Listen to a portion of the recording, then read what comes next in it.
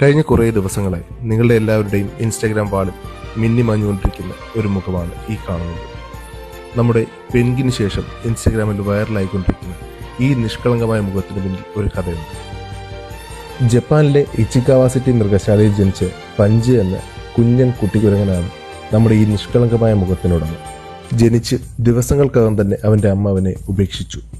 അവന് മനസ്സിലാകാത്ത ഒരു ലോകത്ത് അവൻ ഒറ്റയ്ക്കായി. ഒറ്റയ്ക്കുള്ള ജീവിതം അവനെ തീർത്തും ദുർബലനാക്കി.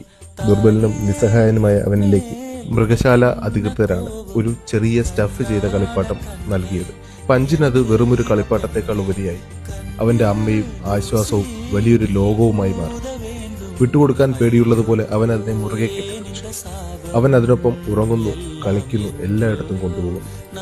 അവൻ്റെ ചെറുതും ദുർബലവുമായ ജീവിതത്തിലെ ഒരേ ഒരു സ്ഥിരത ആ ഒരു കളിപ്പാട്ടം മാത്രമായി മാറി.